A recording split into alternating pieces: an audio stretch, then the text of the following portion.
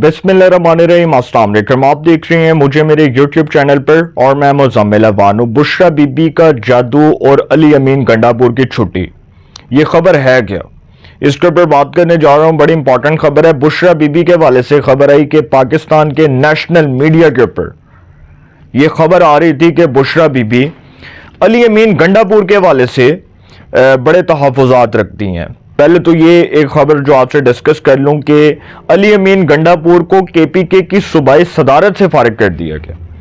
वो केपीके के chief minister तो बरकरार रहेंगे, लेकिन आगे ट्विस्ट पैदा होने जा रहा है। वो चीफ मिनिस्टरशिप किसको मिलने जा रही है, इसके ऊपर भी बात करूंगा। केपीके के सूबाई सदर की हैसियत से जो अली अमीन गंडापुर साहब हैं, उनसे ओहदा वापस ले लिया गया और वो ओहदा पीटीआई के जुनेद अकबर को दे दिया गया। जुनेद अकबर जिनका मालाकंड से ताल्लुक है और वो तहरीक इंसाफ के एक बड़े प्रोमिनेंट रहनुमा है। इससे पहले तो वो टॉक शोज में नहीं आते थे, अब उन्होंने आना शुरू कर दिया।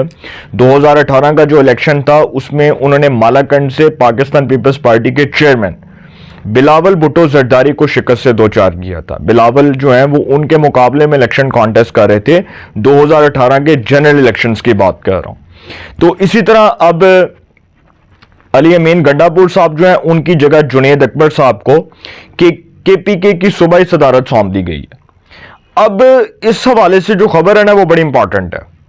जुनेद अकबर साहब अभी हाल ही में पब्लिक अकाउंट्स कमेटी के चेयरमैन भी बने हैं, क्योंकि ये जो सीट है ये हमेशा अपोजिशन को मिलती है। जब नून लीग की हुकूमत थी तो उस वक्त मेरा ख्याल है शायद ये राना तनवीर साहब जो है, राना तनवीर हुसैन साहब, वो पब्लिक अकाउंट्स कमेटी के चेयरमैन थे, तो जब इमरान खान की गवर्नमेंट थी।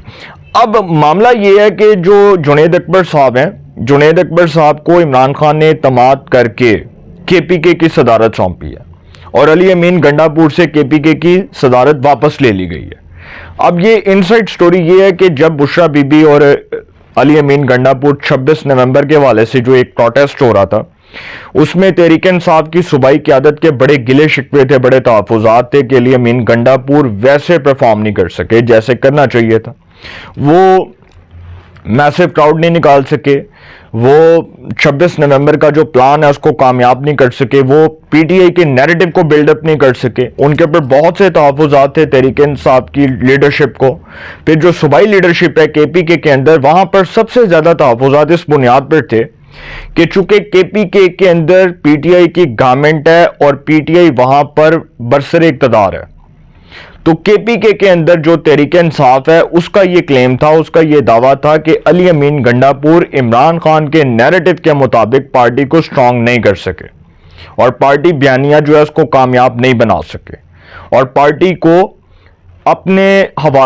को किसी भी तरह से इंटैक्ट नहीं रख सके। तो बहुत से गिले शिकवे थे। तो अब जब इमरान खान साहब से जेल में मुलाकात होती थी सीनियर टॉप लीडरशिप की, तो उसमें कई लोग जो हैं वो जाकर बराह रास्त खान साहब को ये बताते थे कि अली अमीन गंडापुर जो है वो नाकाम हो गया है, वो फेल हो गया है, उसके पास जो है वो पावर्स नहीं है। तो अली अमीन गंडापुर के हवाले से जाकर शिकायतों के अंबार लगाए गए वहां पर अडियाला जेल में। तो खान साहब ने अली अमीन गंडापुर को बुलाया और उन्होंने कहा कि बताओ भाई, तुम्हारे वाले से बड़ी शिकायत आ रही हैं। तो लोग कह रहे हैं कि जी तुम काम नहीं कर रहे, तुम परफॉर्म नहीं कर रहे, क्या वजह है कि तुम परफॉर्म नहीं कर पा रहे। तो अली अमीन गंडापुर साहब ने कहा कि मैं तो पार्टी नैरेटिव आपके मुताबिक इसी तरह, जिस तरह आप चल रहे हैं इसी तरह मैं भी कर रहा हूं। मैं तो आप ही के बयानिए के ऊपर खड़ा हूं, आप ही मेरे लीडर हैं, आप मुझे बताएं कि मेरे में क्या खामियां। उन्होंने कहा कि नहीं, बुशरा बीबी तुम्हारे वाले से बड़े जो है ना वो गिले शिकवे रख के बैठी है। बुशरा बीबी को बड़े तहफ़्फ़ुज़ात हैं कि 26 नवंबर का जो एहतजाज था वो फ्लॉप शो था, तो उसमें तुम किसी भी तरह से अवाम को नहीं निकाल सके, तुम नैरेटिव नहीं दे सके, तुम केपीके के अंदर वज़ीर आला हो, एक सूबे के अंदर हमारी हुकूमत है, 2013 से लेकर अब तक ऑनवर्ड हमारी हुकूमत है। लेकिन मैं इस बात पर बड़ा हैरान हूं कि मेरा तुम्हारे पर बड़ा एतबार था, मैंने परवेज खटक को भी वज़ीर आला बनाया, महमूद खान को भी बनाया, वो दोनों छोड़ गए, आज मैंने तुम्हें बनाया तो कल को तुम भी छोड़ जाओगे। तो फिर गंडापुर साहब ने बड़ी जस्टिफिकेशंस दी वहां पर। उन्होंने कहा कि नहीं खान साहब, मैं तो आप जो कहेंगे मैं वही करूंगा। उन्होंने कहा कि नहीं, इमरान खान साहब ने कहा कि नहीं, मैं तुम्हें आज ये बता दूं کہ میرے پاس تمہاری شکایتوں کے انبار لگے ہوئے ہیں اور پارٹی کے لوگ کہہ رہے ہیں کہ گنڈاپور جو ہے وہ محسن نقوی سے ملاقاتیں کرتا ہے، تو محسن نقوی جو ہے وہ ہمارا دشمن ہے۔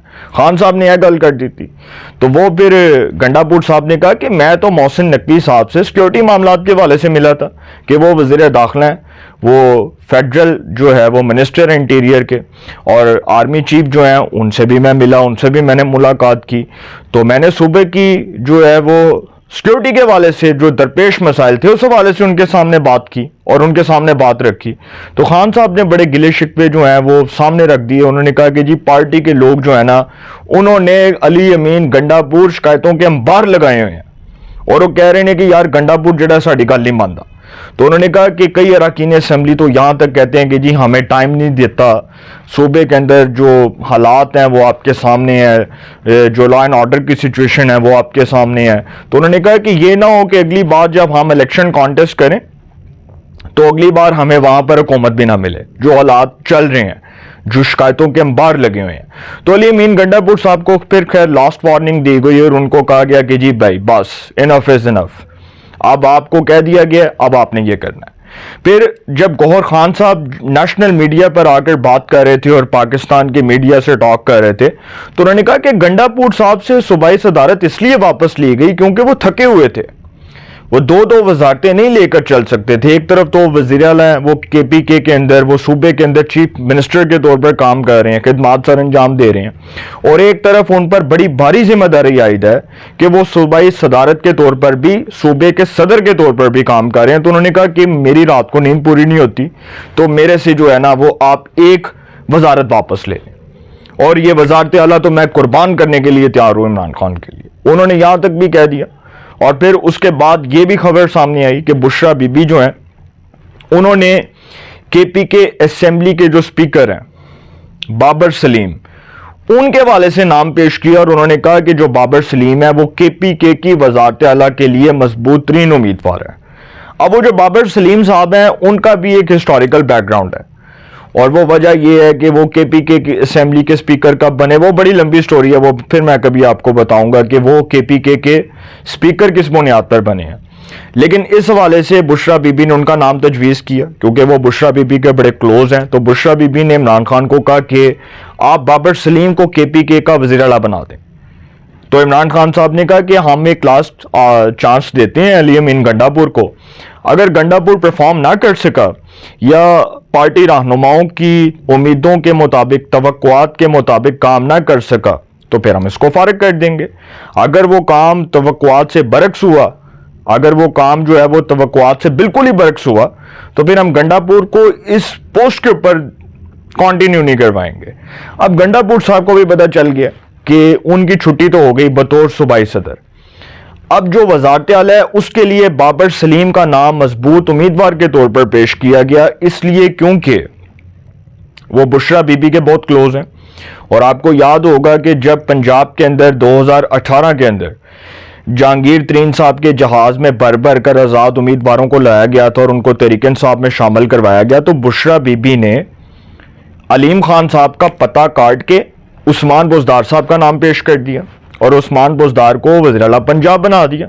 اور پھر یہ موقف اپنایا گیا کہ عثمان بزدار بہت پسماندہ علاقے سے تعلق رکھتا ہے، ڈیرہ غازی خان کے ایک پسماندہ علاقے سے، تونسا شریف سے تعلق رکھتا ہے۔ تو عثمان بزدار جو ہے وہ بالکل نیٹ اینڈ کلین ہے، اس نے کوئی کرپشن نہیں کی۔ اور عثمان بزدار کے جو والد ہیں وہ ناظم بھی رہے ہیں، تحصیل ناظم بھی رہے ہیں ڈیرہ تونسا شریف کے، فتح محمد بزدار صاحب پیپلز پارٹی میں ہوا کرتے تھے، مجھے یاد ہے۔ تو عثمان بزدار صاحب کا نام بھی اسی بنیاد پر پیش کیا گیا تھا۔ پھر آپ کو یاد ہے نا کہ پنجاب کے سرکاری ٹھیکوں کے اندر وہ جو کرپشن، کک بیکس، اور پھر جو عثمان بزدار صاحب کے جو بھائی بیٹھے تھے پنجاب کے سرکاری ٹھیکوں کے اوپر، پھر فرا گوگی، احسن جمیل گجر، زلفی بخاری، ملکہ بخاری، ان سب کا کیا کردار تھا وہ سب کو پتا، آن دا ریکارڈ موجود ہیں وہ چیزیں۔ تو اسی طرح اب بابر سلیم صاحب جو ہیں ان کا نام مضبوط امیدوار کے طور پر پیش کیا جا رہا ہے، اور گنڈاپور صاحب کی سر چھٹی ہو گئی ہے۔